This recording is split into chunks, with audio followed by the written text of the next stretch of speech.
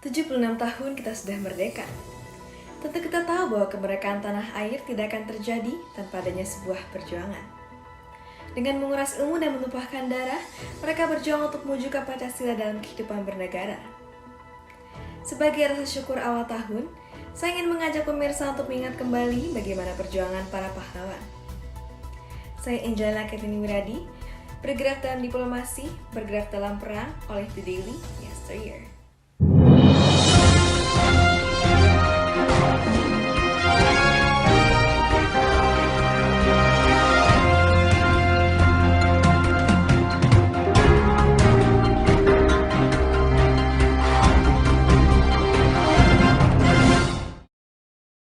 Selasa, 12 Agustus 1902, lahirlah seorang pahlawan di Aur Tanjung Kang Bukit Tinggi, Sumatera Barat. Dengan nama lengkap Muhammad Attar yang berarti harum dalam bahasa Arab, dirinya sulit mengucapkan kata Attar sehingga Hatta menjadi nama yang ramah baginya, Muhammad Hatta. Selain itu, imbuhan Bung juga ditambahkan sebagai nama panggilannya, Bung Hatta, karena dirinya dekat erat dengan warga Indonesia tanpa ada batasan kelas sosial. Beliau besar ditemani dengan buku-bukunya. Bung Hatta sangat menyukai buku. Buku membuka wawasannya dan ia berhasil meraih pendidikan di luar negeri.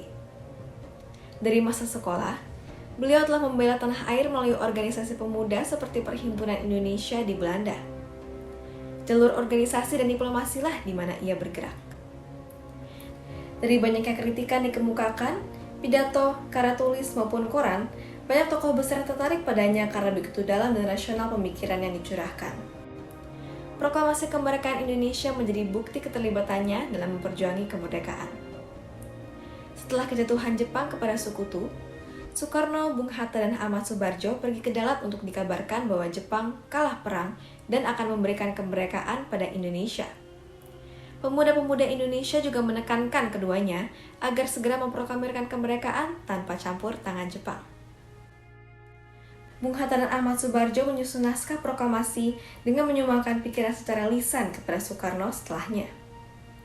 Kalimat pertama disumbangkan oleh Bung Hatta. Beliau juga menandatangani teks proklamasi bersama Soekarno. 17 Agustus 1945, dengan pakaian serba putih, Bung Hatta turut mendampingi Soekarno dalam upacara proklamasi dan mereka berhasil memproklamirkan kemerdekaan RI. Sehari setelahnya, Bung Hatta ditunjuk oleh PPKI di Jakarta sebagai wakil presiden untuk memimpin Indonesia bersama dengan Soekarno. Semasa hidupnya, Bung Hatta telah menunaikan banyak karya tulis seperti Portrait of a Patriot dan Demokrasi Kita, sampai akhirnya wafat pada Jumat 14 Maret 1980 karena sakit tua di Rumah Sakit Cipto Mangunkusumo, Jakarta. Setelah 11 hari dirawat di sana. Salah satu fakta menarik tentangnya, bila beliau kelak meninggal dunia, ia ingin dimakamkan di kompleks pemakaman biasa agar tidak berpisah dengan rakyat Indonesia yang dicintainya. Sungguh tulus hatinya untuk Indonesia. Mendengar topik hari ini yakni bergerak dalam diplomasi, sudah menjadi label Bung Hatta sebagai pahlawan. Lalu, siapa yang bergerak dalam perang? Berani, tegas, dan pantang menyerah. Itulah Jenderal Sudirman. Beliau merupakan jenderal termuda Indonesia dan pahlawan Indonesia yang merepresentasikan Jawa Tengah. Begitu banyak nama panggilan yang dipunyai pahlawan bernama lengkap Raden Sudirman. Dari Dimas dan Kaji, sampai gelar jenderal di depannya, Sudirman lahir di Purbalingga, Jawa Tengah pada Senin 24 Januari 1916. Nama panggilannya telah lekat sejak beliau masih kecil. Sudirman dibesarkan dengan cerita pahlawan, etika dan tata krama, hingga ajaran agama. Fakta menarik saat ia masih kecil, sepak bola menjadi kegiatan favoritnya karena merupakan olahraga yang populer. Beliau bahkan mendirikan tim sepak bola bernama Banteng Muda sekitar tahun 1930. Beliau juga suka dan rajin membaca buku, sehingga pintar matematika, ilmu alam, bahasa Belanda, dan Indonesia. Buku membuat sifat nasionalismenya lahir dan bercita-cita menjadi guru.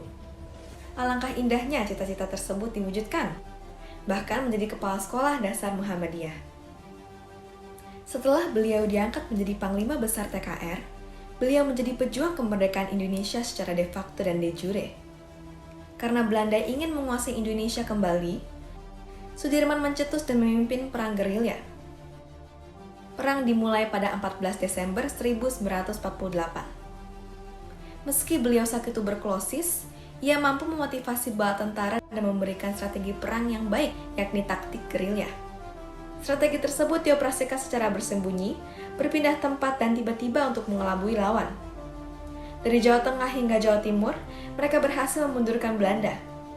Taktik oleh Sudirman terbukti berhasil saat tentara Indonesia kembali menguasai Yogyakarta dalam 6 jam. Walaupun begitu, paru-paru kanannya harus dikempeskan lantaran infeksi di tengah perang. Pada hari Minggu 29 Januari 1950, Jenderal Sudirman wafat di Magelang, Jawa Tengah karena penyakit tuberkulosis. Jasa tulus yang diberikan Sudirman membuat duka banyak orang. Kedua pahlawan sama-sama menyukai buku, sama-sama tulus mencintai Indonesia, sama-sama bergerak untuk mencapai kemerdekaan melalui bidangnya masing-masing. Sifat Bung Hatta yang aktif di jalan politiknya dan Jenderal Sudirman yang tidak pernah menyerah meski sedang sakit dapat menjadi teladan bagi negara ini. Satu sikap nyata dari perjuangan kedua tokoh yang bisa kita contoh adalah menjunjung tinggi nilai Pancasila. Dalam kehidupan berbangsa dan bernegara, kita dapat saling menghargai, saling bertoleransi, dan aktif mengingatkan sesama untuk taat pada norma-norma kehidupan. Marilah kita sama-sama menghormati jasa para pahlawan dan tidak menyerah dalam mempertahankan Indonesia. Karena Indonesia, tanah air beta, pusaka abadi nan jaya, adalah rumahku, rumahmu, dan rumah kita semua. Saya Angelina Kertini Miryadi, sampai jumpa di lain seksi. Terima kasih.